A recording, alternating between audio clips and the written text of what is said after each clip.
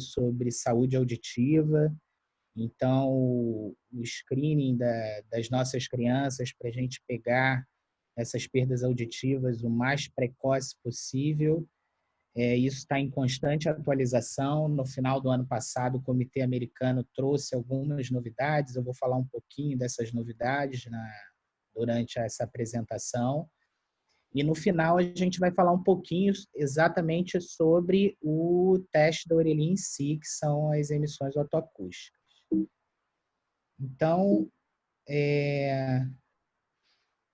primeiro a gente tem que entender a importância da avaliação, né? Então, assim, quando a gente fala em perda auditiva em crianças, ou mesmo em adultos ou idosos, mas principalmente em crianças, 2 a 4 recém-nascidos em cada 1.000 nascidos com alto risco para desenvolver perda auditiva e 1 a 3 a cada 1.000 nos recém-nascidos com baixo risco para desenvolver perda auditiva. Então, a gente está falando de uma doença que tem um impacto social e muito importante no nosso meio. E quando a gente fala sobre dados da OMS, 1,5% da população brasileira, a gente está falando aí mais de 200 milhões de pessoas, apresentam algum grau de perda auditiva. Então, triar o quanto antes esses pacientes com possíveis perdas auditivas vai fazer a gente ganhar um tempo grande aí na adaptação e na aquisição de linguagem, principalmente das nossas crianças que já nascem com esse transtorno. Aqui é uma foto de um bebê sendo submetido ao exame que depois a gente vai conversar. Então, a gente vai falar, assim, até o ano passado, eu dei essa aula ano passado no curso, a gente falava sempre que a triagem auditiva, na verdade, neonatal, na verdade, não é mais só triagem auditiva neonatal. É triagem auditiva neonatal universal, né? Existe uma lei federal que fala que todos os recém-nascidos no Brasil devem ser submetidos a exames de triagem auditiva neonatal para detecção de perdas auditivas ainda no recém-nato.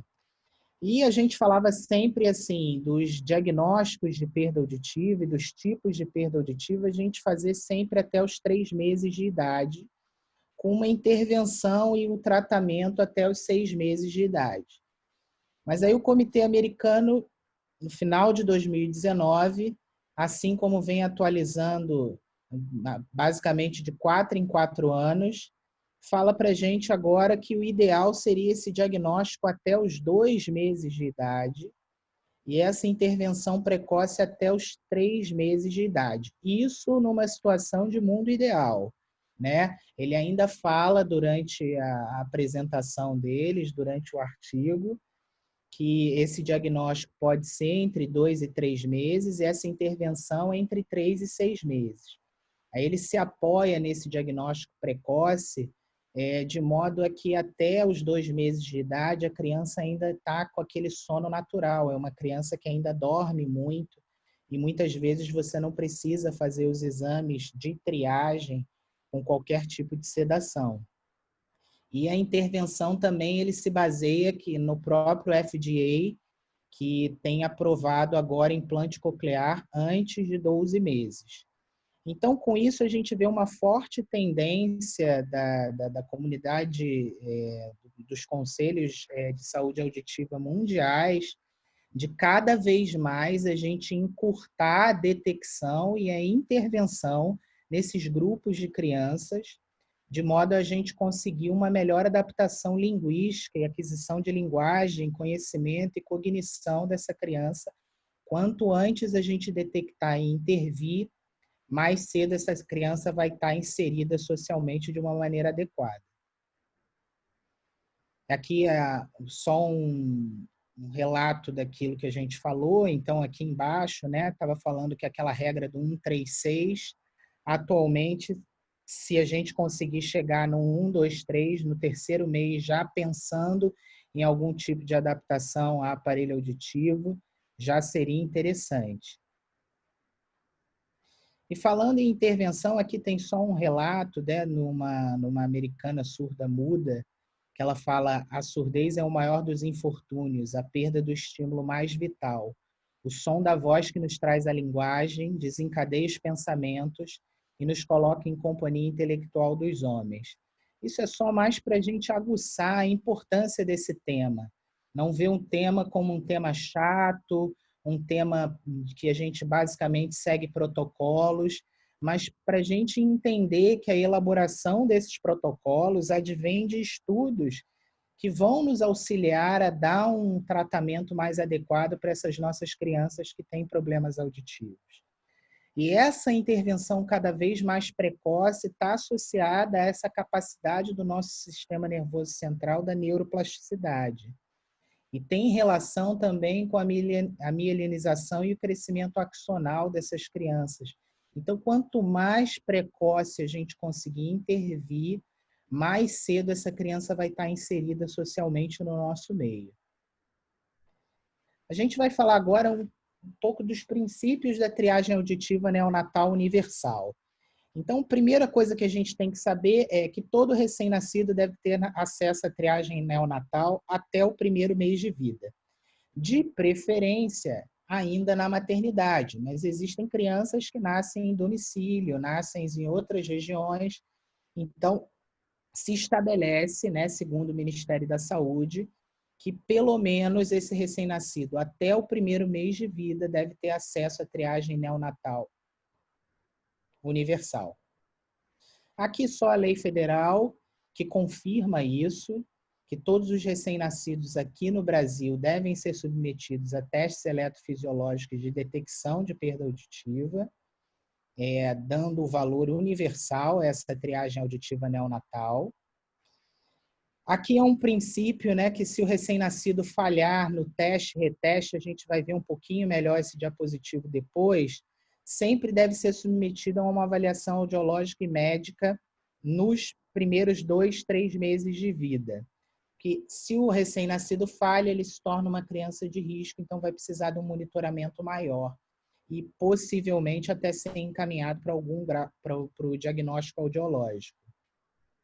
Tratamento, sempre até os 3 a 6 meses de vida, sempre tentando encurtar ao máximo esse tempo.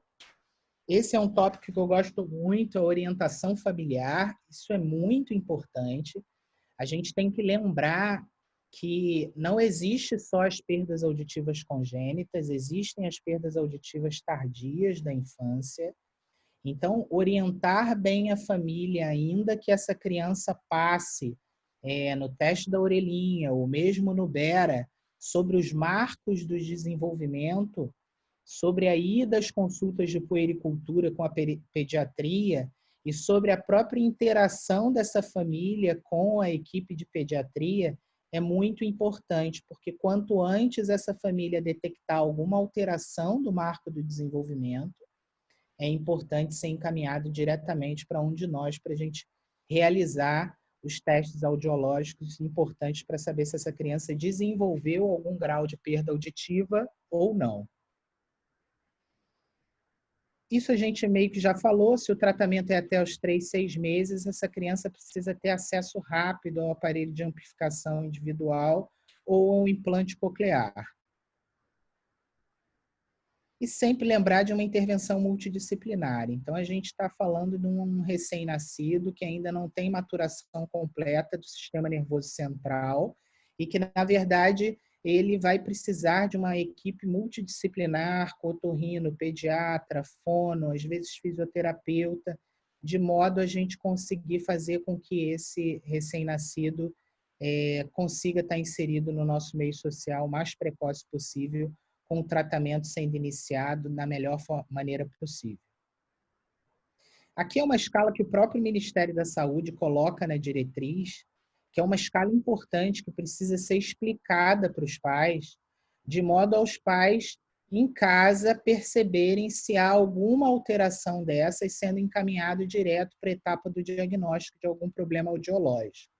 Então, essa escala é importante. 0 a 3 meses, acalma com sons moderadamente fortes e músicas. De 3 a 4 meses, presta atenção nos sons e vocaliza. De 6 a 8 meses, localiza a fonte sonora e já balbucia alguns sons. 12 meses já tem que aumentar a frequência do balbucio e iniciar a produção das primeiras palavras, já com algum entendimento de ordem simples. 18 meses tem que falar no mínimo 6 palavras. 2 anos já produz frases e com 3 anos já produz sentenças. E para a gente fazer o screening dessas crianças que estão nascidas, seja ela com fatores de risco ou não, a gente vai ver um pouquinho depois, a gente precisa de métodos diagnósticos que sejam de fácil execução, que tenham um índice de falso negativo praticamente de zero, porque é um método de triagem, tem que ter uma sensibilidade próxima a 100%, e normalmente vão ser métodos que vão ter um índice de reprovação dessa criança mais ou menos estatisticamente menor do que 4%. E para a gente fazer, quais são os métodos diagnósticos que a gente usa na triagem auditiva neonatal? Os principais são emissões otoacústicas, que eu vou falar mais detalhadamente depois. Essas emissões otoacústicas que a gente vai fazer são as emissões otoacústicas evocadas, não são as espontâneas. Evocadas significa que elas são induzidas por algum estímulo sonoro que eu vou fazer no meato acústico externo dessa criança. E essas evocadas, elas são transientes ou transitórias ou por produtos de distorção. Vantagem das otoemissões: é rápido, barato, efetivo, não necessita de sedação, você pode fazer com recém-nascido acordado. O problema dela é que ela não quantifica a perda e ela vai avaliar a integridade coclear, não vai avaliar perdas retrococleares. E o outro método diagnóstico que a gente já falou, já teve aulas anterior aqui com ele, sobre ele, que é o BERA, que é o PEAT, que vai avaliar a integridade neural das vias auditivas até o tronco cerebral. Na maioria das vezes, nessa faixa etária, vai precisar de sedação e o índice de falha normalmente inferior a 4%. Bom, para a gente triar essa criança, é importante, primeiro, a gente saber quais são os fatores de risco, porque a presença de um ou mais fatores de risco nessa criança vai implicar na escolha de um exame de triagem diferente do outro. Então, se a criança é um recém-nascido pré-termo, com peso menor que 1,5 kg, ou pequeno para a idade gestacional, ou com alteração de Apgar, ou um recém-nascido com hemorragia intracraniana, recém-nascido que necessita de UTI por mais de 48 horas, recém-nascido que, infelizmente, teve uma infecção congênita, seja por citomegalovírus, rubéola, toxoplasmose, herpes, sífilis ou HIV, meningite bacteriana ou sepse, que a mãe foi submetida por uso de drogas ototóxicas, ou uma hiperbilirrubinemia, história de surdez ou malformações congênitas, inclusive familiar, eles já entram no protocolo como recém-nascidos de alto risco. E aí a gente vai ver qual é o exame de triagem que a gente vai indicar nesse grupo de pacientes. Aqui só um adendo, que o Comitê Americano, em 2019, ele ressalta aqui nessas causas de fator de risco uma maior prevalência da infecção congênita pelo citomegalovírus, com impacto um pouco maior e como um fator de risco de perda auditiva induzida na criança mais tardiamente. Daí a importância dos pais estarem bem orientados quanto àqueles marcos de desenvolvimento para saber se a criança, em algum momento, não está adquirindo aquele conhecimento que ela precisa adquirir para ser encaminhado o mais precocemente possível para o diagnóstico. Esses fatores de risco, por si só, independente do método diagnóstico que a gente vai escolher, vai fazer com que a gente acompanhe essa criança até os 3 anos de idade, mesmo que ela passe no teste de triagem, porque os fatores de risco é aquilo que a gente falou, essa criança pode desenvolver alguma perda auditiva tardia. E esse acompanhamento audiológico, varia um pouco na literatura, entre as diretrizes do Ministério de Saúde, o tratado e o próprio Comitê Americano, mas, em geral, de 6 em 6 meses até os 3 anos de idade, e no comitê eles falam anualmente até os 3 anos de idade, com o primeiro retorno no terceiro mês. Aqui é o Comitê Multiprofissional de Saúde Auditiva, são os fatores de risco que eles falam como os preconizados para colocar essa criança como um indicador de risco para desenvolvimento de perda auditiva.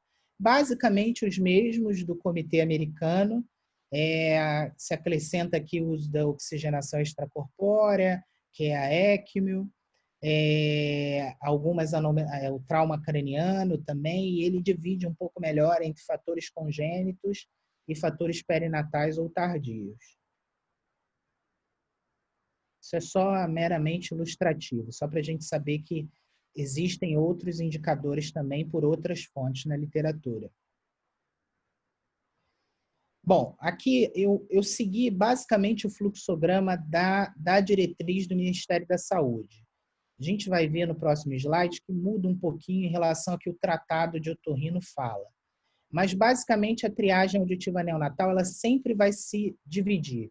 Recém-nascido sem indicador de risco para deficiência auditiva e recém-nascido com indicador de risco para deficiência auditiva. Os fatores de risco são aqueles que a gente listou anteriormente.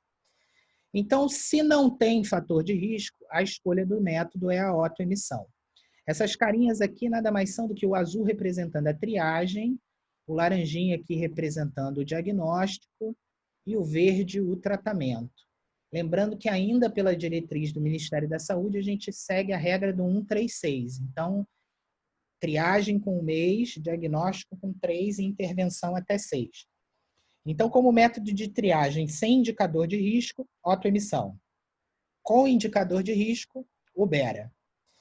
Se falhar tanto na autoemissão ou falhar no BERA, eu tenho que retestar essa criança em 15 dias. Se ainda assim essa criança falhar, ela vai precisar ir para avaliação otorrinolaringológica e audiológica. Se ela tiver audição dentro dos limites de normalidade, a gente não identificar nenhum problema auditivo, essa criança precisa ser monitorada porque ela falhou no teste de triagem. Se tem perda auditiva confirmada, aí a gente já vai partir para o tratamento a depender do tipo de perda que essa criança vai apresentar. Se for uma criança que é sem fator de risco e passou na autoemissão, ela vai ser monitorada pelos pais em casa, tá? E se for uma criança com indicador de risco, mas que passou no BERA, ela continua precisando ser monitorada até os 3 anos de vida. Aqui é uma tabela que assusta um pouco, mas que, na verdade, vai definir o que o Ministério da Saúde preconiza e é o que, de fato, cai bastante em prova de residência, com algumas alterações daquilo que o tratado diz e daquilo que a diretriz do Ministério da Saúde diz. Então, basicamente, as duas coisas. Então, sem fator de risco, com fator de risco. Se não tem fator de risco, autoemissão. Se tem fator de risco, BERA. Se essa criança sem fator de risco fez a autoemissão e passou, ela vai ser monitorada somente pelos pais em casa. Se essa criança sem fator de risco fez a autoemissão e falhou, aí tem algo no Ministério da Saúde que ele preconiza. Se ela falhou, ainda na fase teste, eu vou realizar uma outra autoemissão. Segundo a diretriz do Ministério da Saúde, o ideal é a gente realizar esse teste, que é a autoemissão, em 24, 48 horas do nascimento. Mas a gente sabe que até 24 horas do nascimento, essa criança ainda pode apresentar vermes no meato acústico externo, ou mesmo líquido amniótico dentro da orelha média. E a gente vai ver que isso interfere no resultado da autoemissão. Então, o Ministério preconiza, ainda na fase de teste, para os recém-nascidos de baixo risco, fazer, ainda na maternidade, uma nova autoemissão. E ainda na maternidade, se ele falhar novamente na autoemissão, ainda na fase teste, vai fazer o BERA. Se passar, vai ser só monitorado em casa. Se falhar, aí ele vai apresentar o reteste em até 15 dias. Todo reteste é sempre com BERA. Então, todo reteste, independente de ser de alto risco ou baixo risco, você sempre vai retestar com BERA. Lembrando de novo, Se essa criança com fator de risco ela faz o BERA e ela passa, ela precisa ser monitorada até os 3 anos de idade. Se no reteste essa criança falha, ela vai para o diagnóstico. O diagnóstico precisa ser feito de 2 a 3 meses. Consulta com otorrinolaringologia e avaliação audiológica mais completa. Se no reteste essa criança passa, mas ela não tem fator de risco, ela só é acompanhada. Se ela passa, mas tem fator de risco, ela precisa ser monitorada até os 3 anos de idade. Existe também aquele grupo de pacientes que são os falsos positivos, ou seja, falhou na triagem, mas você fez uma avaliação audiológica completa e não viu absolutamente nada que justifique uma perda auditiva, vai ser somente acompanhado. Se essa perda auditiva ela for confirmada, aí é com a gente, né? Com o otorrinolaringologista. A gente vai ter que ver, existe uma malformação? Se já tiver malformação, isso é uma coisa importante. Malformação de orelha externa, você não precisa nem fazer o reteste, já vai direto para o diagnóstico. Já tem que ser encaminhado diretamente para o especialista. E aí aqui a gente vai ver os tipos de perda e que conduta a gente vai ter a cada tipo de perda auditiva. Conclusão, é um pouco denso, mas é importante. Sempre lembrar que uma aprovação, se o recém-nascido passa na triagem auditiva neonatal, isso não exclui a possibilidade de perda auditiva tardia ou progressiva. A gente viu, deu o exemplo até da infecção pelo citomegalovírus. A confirmação diagnóstica da perda auditiva deve estar completa até 45 dias após o encaminhamento do recém-nascido para o especialista e para a avaliação audiológica completa.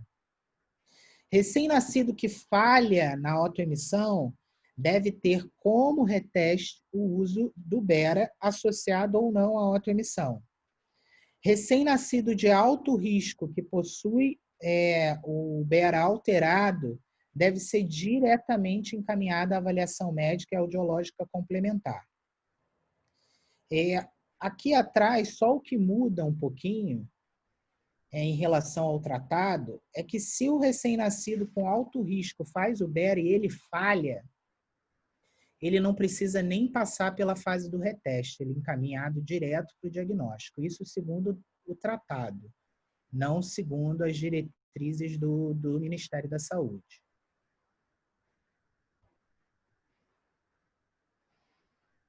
Mas mudou um pouquinho com o Covid, né? Então, o Comitê Multiprofissional de Saúde Auditiva divulgou uma nota técnica agora em maio, que falou para a gente o seguinte: olha, essa regra que o comitê americano falou de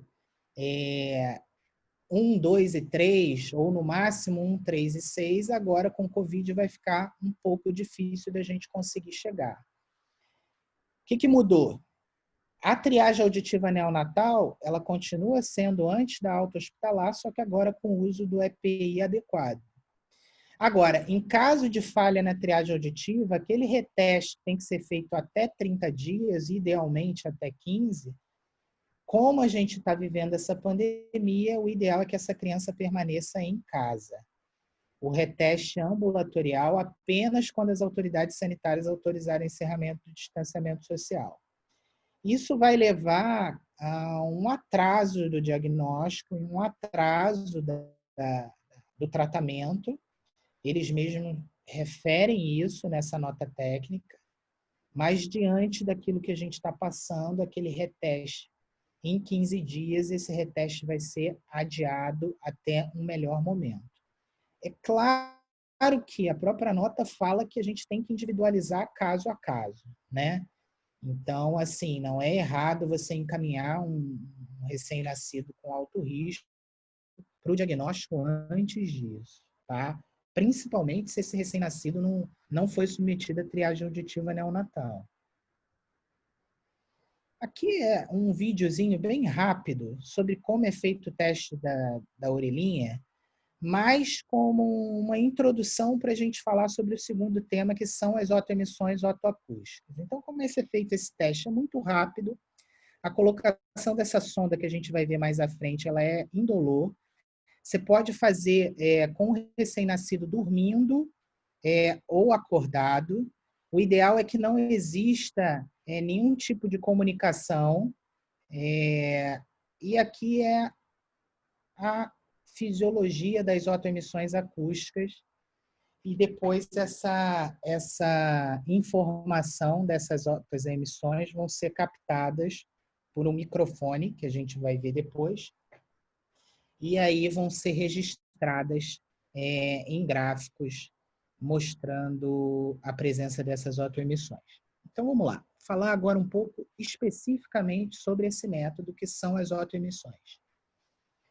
Quem escreve em 1978 que existe uma energia produzida no ouvido interno de forma espontânea ou em resposta a algum estímulo, mais especificamente nas células ciliadas externas da cóclea, que podem ser medidas ao nível do meato acústico externo. Como é que funciona, basicamente, falar um pouquinho de fisiologia para a gente entender a questão da otoemissão acústica. Então, falando um pouquinho de fisiologia. A primeira coisa é que o equipamento que é introduzido no meato acústico externo é uma sonda. Essa sonda, normalmente, ela tem 2 tubos. Num tubo você tem o transdutor, que vai invocar um estímulo sonoro. E no outro tubo a gente vai ter um microfone que vai captar, registrar as informações dessas otoemissões que estão vindo da cóclea. Primeira coisa que é legal a gente diferenciar aqui e notar é que nesse outro tubo é introduzido um microfone, não é um eletrodo. Então, a gente está falando sobre um exame que mostra uma avaliação objetiva, mas, na verdade, não é uma informação elétrica. A gente vai ver que as otoemissões, elas vão falar a respeito da energia vibrátil da onda sonora. Ou seja, é feito um estímulo sonoro para dentro do ouvido interno e esse estímulo vai gerar uma reverberação de uma onda sonora que é sentida por mecanismo vibrátil por esse microfone. Então, é muito diferente do Bera, que você vai ter informação elétrica, vai ter potencial elétrico. Aqui a gente não está falando de potencial elétrico. Aqui a gente está falando de um exame objetivo, rápido, fácil de ser executado, mas que tem como característica a gente detectar as propriedades da vibração da onda sonora. Como é que isso funciona? Na verdade, a gente sabe que esse estímulo, gerado pelo transdutor, ele vai atravessar o meato acústico externo, vai fazer vibrar o tímpano, vai gerar um mecanismo de alavanca na cadeia ossicular, vai vibrar, vai fazer deslocar o estribo, e aí a gente tem a teoria da onda viajante, que é a transdução mecanoelétrica da cóclea. Ou seja, a capacidade que a cóclea tem de transformar a energia mecânica do som em potencial elétrico para ser levado ao nervo coclear e ao córtex cerebral. O que a gente percebe em relação às otoemissões? Essa transdução mecanoelétrica pela teoria da onda viajante, ela sempre vai se propagar da base para o ápice. Uma característica importante em relação a essa onda viajante é que na região da base é onde a gente vai ter a maior amplitude dos sons relacionados à alta frequência. Porque na base da cóclea, a gente tem uma característica elástica da cóclea, na qual ela é mais fina e mais rígida. E no ápice, a cóclea é mais espessa e ela é mais flácida. Então, quando o estribo desloca, e aí você tem a transdução mecanoelétrica que vai gerar um movimento da membrana basilar, isso vai fazer com que se gere uma onda sonora que vai se propagar da base até o ápice, com um pico de amplitude dessa onda variável à medida da frequência do estímulo que eu estou fazendo lá no meato acústico externo. Então, se na base, normalmente, eu tenho pico de amplitude relacionado aos sons de mais alta frequência, a consequência disso é que as emissões otoacústicas, que são a reverberação dessa onda sonora no trajeto contrário para ser captada no microfone, lá no meato acústico externo, a gente vai entender que se essa onda faz pico na base relacionada aos sons de alta frequência, as otoemissões acústicas vão ser sentidas no microfone em relação às altas frequências num período de uma menor latência. Ao passo que as ondas sonoras relacionadas aos sons de baixa frequência vão ter um caminho maior a percorrer de volta até o meato acústico externo, sendo, então, portanto, com uma latência de aparecimento de otoemissões menor. Mas como é que funciona um pouco isso? O movimento da membrana basilar, gerando essa transmissão dessa onda sonora até o ápice, vai fazer com que se gere uma excitação, uma eletromotilidade das células ciliadas externas da cóclea. Essas células ciliadas externas da cóclea, elas são pré-neurais, elas são pré-sinápticas. Então, são células que vão atuar no mecanismo amplificador da cóclea. O que se percebeu com os estudos já há muito tempo? Que sons de baixa estimulação sonora, de baixa intensidade, são amplificados na cóclea por um grande amplificador coclear, que são as células ciliadas externas. E essas células ciliadas externas, à medida que essa estimulação frequência específica vem na região da cóclea por meio dessa onda viajante, essas células ciliadas externas elas vão se excitando da base até o ápice, gerando uma onda sonora contrária que pode ser percebida pelo microfone no meato acústico externo. A isso a gente dá o nome de otoemissão acústica. Lembrando que na base eu vou ter o pico de amplitude da onda sonora relacionado aos sons de alta frequência, pela propriedade dela ser fina e rígida. E no ápice, dos sons de baixa frequência, devido à propriedade da cóclea no ápice ser mais espessa e flácida. A consequência disso é que as otoemissões relacionadas aos sons de alta frequência vão ter uma menor latência e as de som de baixa frequência vão ter uma maior latência no meato acústico externo. E quais são as grandes indicações das otoemissões acústicas? A gente já viu na própria triagem auditiva neonatal, screening auditivo. É um método rápido, eficiente, barato e que vai me dar uma informação objetiva, em especial nos recém-nascidos de baixo risco, a respeito de como está a saúde auditiva dessa criança. Outra indicação interessante, eu coloquei aqui simuladores, mas não só simuladores, tá? Pessoas com distúrbios cognitivos, ou mesmo pessoas que não entendem bem a realização do exame audiométrico, pela otoemissão ser um exame de caráter objetivo, que não depende tanto da colaboração do paciente, então a gente consegue ter uma avaliação de possíveis simuladores, ou consegue ter uma avaliação, inclusive, se aquele paciente tem o funcionamento normal das células ciliadas externas ou não. Aqui uma questão interessante, que é o acompanhamento de trabalhadores expostos a ruído, né? E utilização de drogas ototóxicas. Às vezes, as alterações das células ciliadas externas, elas precedem a diminuição do limiar psicoacústico. A otoemissão, ela não vai te dar o limiar psicoacústico desse paciente. Ela vai te dar apenas a informação se as células ciliadas externas estão funcionando ou não. Então, principalmente em trabalhadores expostos a ruído, ou pacientes que utilizam drogas ototóxicas, que normalmente, inicialmente, essas drogas vão fazer com que esse indivíduo perca a audição nas altas frequências, às vezes a utilização da otoemissão ela pode ser interessante de modo a preceder as alterações do limiar psicoacústico, ajudando você a suspender uma droga dessa ou substituir o mais precocemente possível, tentando não fazer com que esse indivíduo piore evolutivamente a sua parte auditiva. Outra indicação também é assim um pouco controversa, mas é o prognóstico evolutivo da doença de Meniere.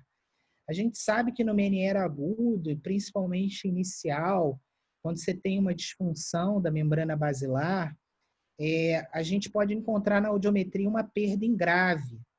E você, nesses casos, fazendo a autoemissão acústica, nesse grupo de pacientes, se essas autoemissões vierem presentes, isso sinaliza que, muito provavelmente, essa perda auditiva do Meniere ela é transitória. E esse paciente vai recuperar a audição. Ao passo que, se a autoemissão vier ausente, isso significa que provavelmente é uma perda auditiva mais crônica. Aqui só uma foto do aparelho. A gente já falou, emissão autoacústica, triagem auditiva, identificação, confirmação e reabilitação auditiva, com intervenção com tratamento até no máximo 6 meses de idade. E agora falar um pouco especificamente sobre os tipos de autoemissões acústicas. Então, assim, as autoemissões acústicas, existem as autoemissões acústicas espontâneas. A gente falou que a cóclea, pelas células ciliadas externas, é um grande amplificador. Então, existe uma energia acústica proveniente da cóclea sem que haja nenhuma estimulação específica. Isso pode ser medido. O problema é que isso só é encontrado em até no máximo 60% dos adultos com audição normal, normalmente variando de 30% a 40%. Então, é difícil a gente fazer um registro de autoemissão espontânea com valor para exame de screening ou exame para definir algum tipo de diagnóstico e algum tratamento. Só caráter de curiosidade, as autoemissões espontâneas são muito mais vistas nos recém-nascidos, que ainda não tiveram a maturidade do sistema nervoso central, e nas mulheres, mais do que em homens. E aqui ficou um pouquinho errado. E as evocadas, que são estímulo dependentes, ou seja, elas são produzidas por um estímulo. A gente divide as evocadas em transitórias ou transientes, que, na verdade, a gente vai fazer uma avaliação global dessa cóclea. O estímulo normalmente utilizado é o estímulo tipo clique, em banda larga, com espectro de frequência normalmente que varia de 1.000 a 5.000 Hz. E a ausência, o limiar psicoacústico que a gente consegue estimar na presença ou na ausência dessas emissões transientes é de até 30 decibéis.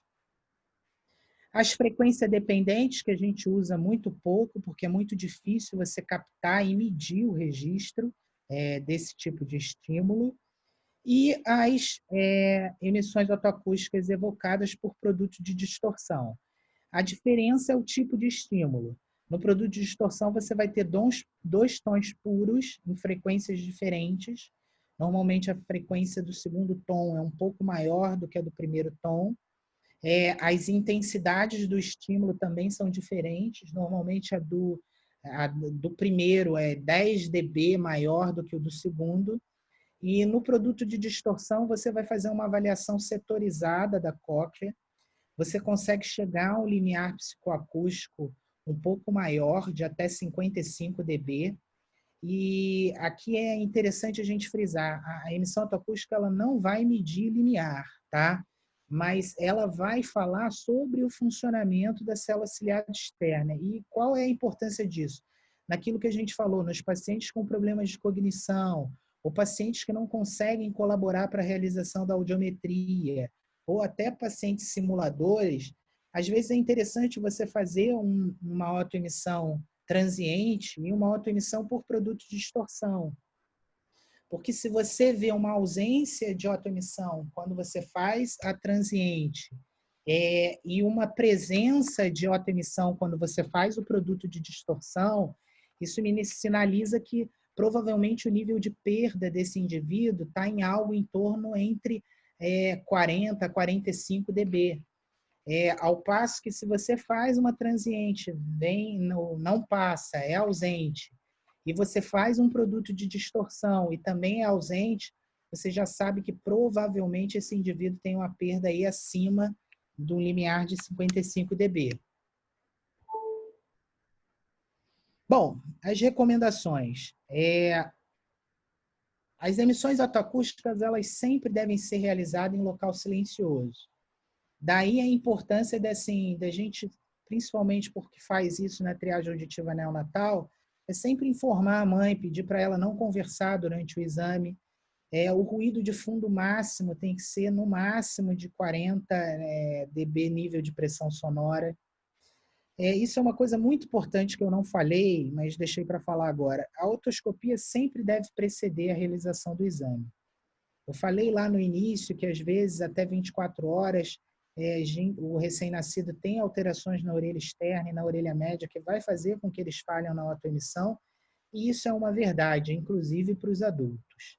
Então, cerúmen, uma otite média secretora, até otosclerose, qualquer patologia que acometa a orelha externa e a orelha média, vão fazer com que você tenha uma otoemissão ausente, não necessariamente algum grau de perda auditiva mais sério que precise ser investigado.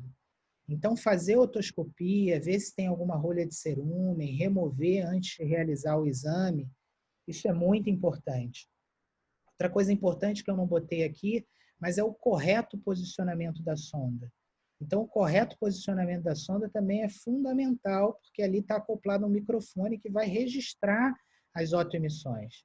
Então, se essa sonda está mal posicionada, ou se infiltrou alguma coisa pelo tubo, impedindo o registro da informação, isso vai fazer com que a otoemissão venha ausente. Na verdade, é uma dificuldade técnica e não propriamente uma alteração eletrofisiológica da criança.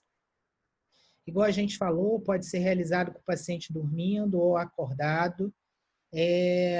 Outra coisa importante é sempre orientar os pais, né, as medidas de caso ocorra, ou caso eles sinalizem alguma alteração naqueles marcos de desenvolvimento, a voltar novamente para o consultório do otorrinolaringologista. E como que a gente define que essas otoemissões são presentes? A gente viu que tem algumas variáveis que interferem no registro dessas informações das otoemissões.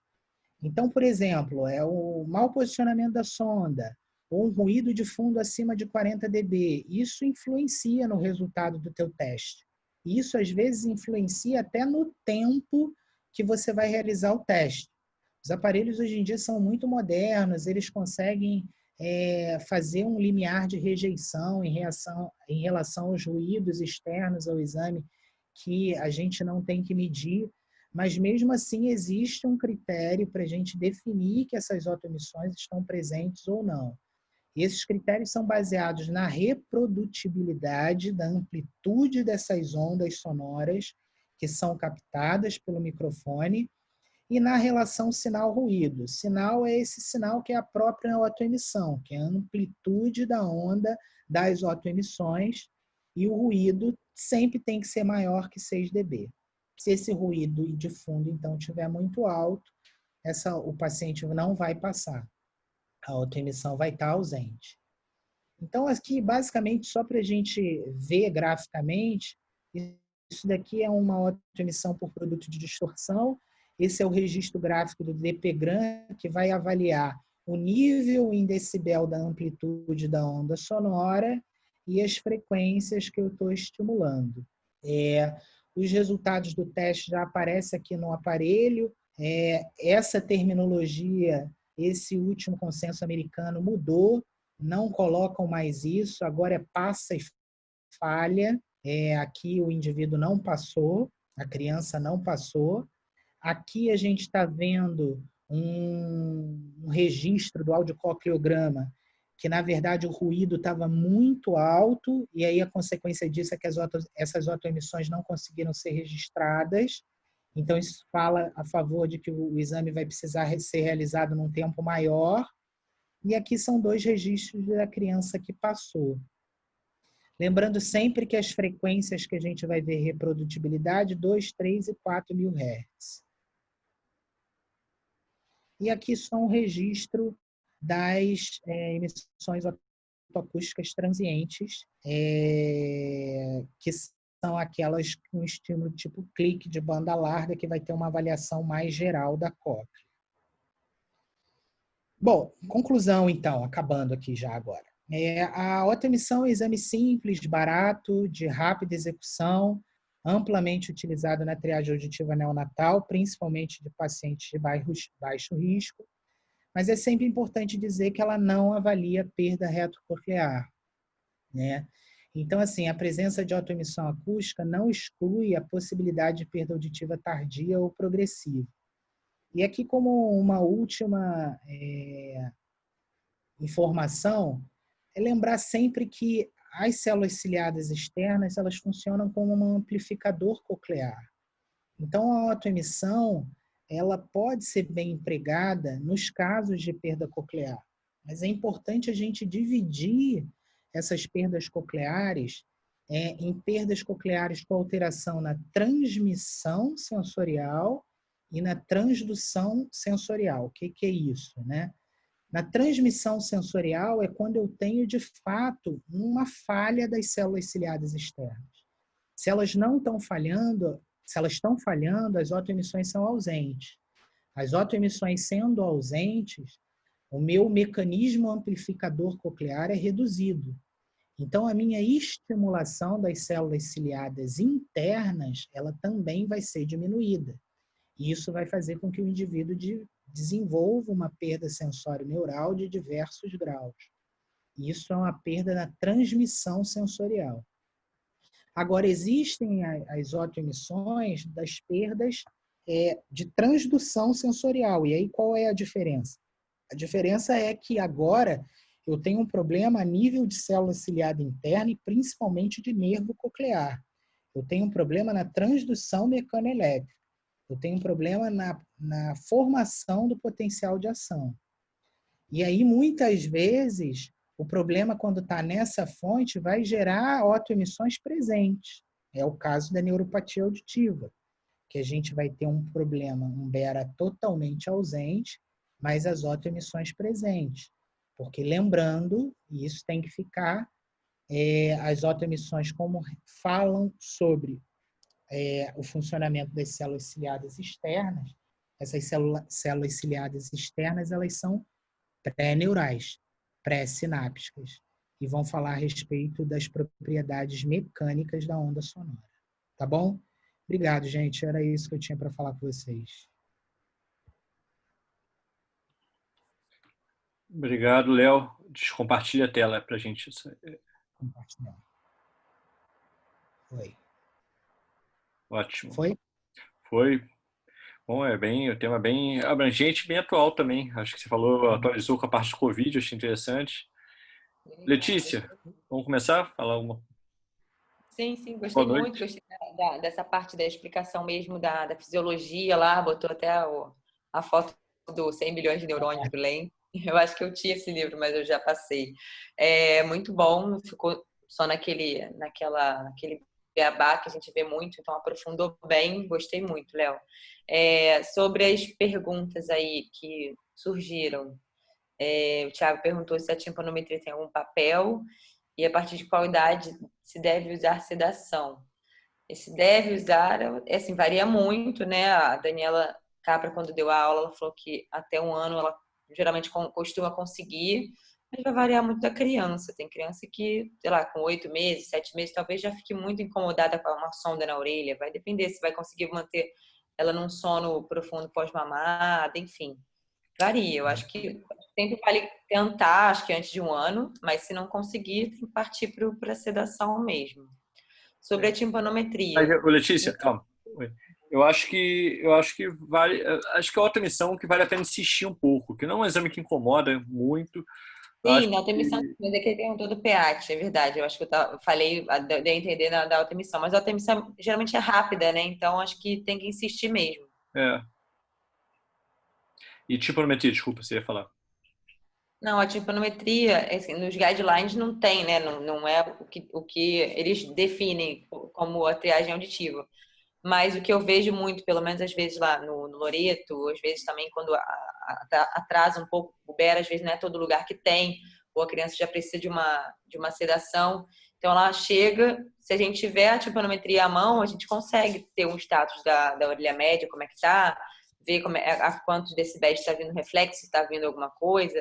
Lembrando que tem a questão da sonda, que tem que ter a sonda adequada para o conduto do recém-nascido também, enfim. Acho que papel nos guidelines a gente não vê, né, na teoria descrito, mas se a gente tiver disponível, acho que é um exame a ser feito sim. A outra pergunta eu achei bem legal também, que é uma coisa que acontece muito. Se uma criança chegar no torrino por volta de 40 dias de vida, Léo, sem fator de risco, com falha unilateral, otoscopia normal, e aí? Unilateral. A gente sempre viu os guidelines como bilateral, tudo para bilateral, voltado para bilateral, que a gente sabe realmente que é a urgência, que é importante de condução. Conduta para falha unilateral. O que faria? Assim, de fato isso que você falou, fala-se muito de falha bilateral. Se a gente for ver, de fato, aquilo que o Comitê Americano preconiza, ou até a diretriz do Ministério, falha unilateral é considerado como falha, né? Agora a gente tem que ver em que condições, né, avaliar individualmente, mas assim, em que condições foi feito esse primeiro teste? Foi feito com 24 horas de vida? Será que tinha alguma alteração dentro da orelha externa ou dentro da orelha média que pudesse justificar essa falha unilateral?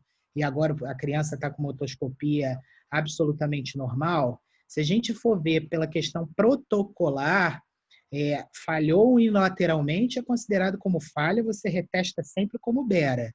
Agora, você tem que avaliar e individualizar cada caso, igual você falou, Felipe. A autoemissão é um exame muito fácil, barato, simples e rápido de ser realizado.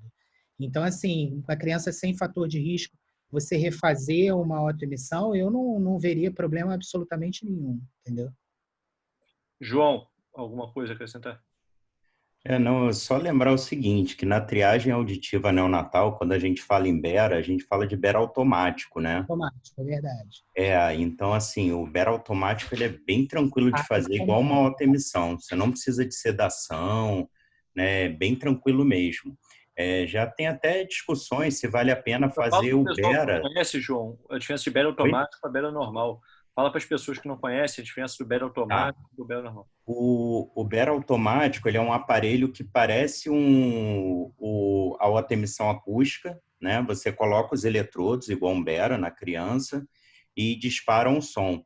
Aí você tem o Bera automático, o que ele vai fazer? Ele vai analisar a onda 5, né? E já vai te dar uma resposta assim, passa ou não passa, tá? Ele não faz limiar ali.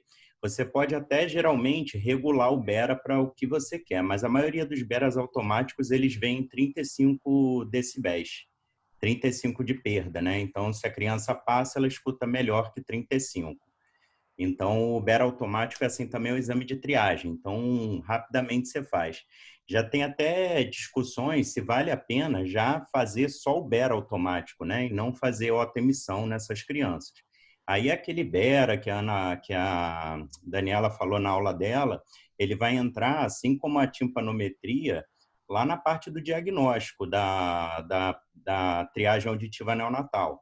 Então, assim, é lógico, você tem ali à sua disposição, como a Letícia falou, é muito enriquecedor, mas em termos assim de saúde pública, para você pensar, fazer esses caminhos que são testes de triagem, porque tentar facilitar isso, né? Porque se a gente for, por que não bota também timpanometria, áudio comportamental?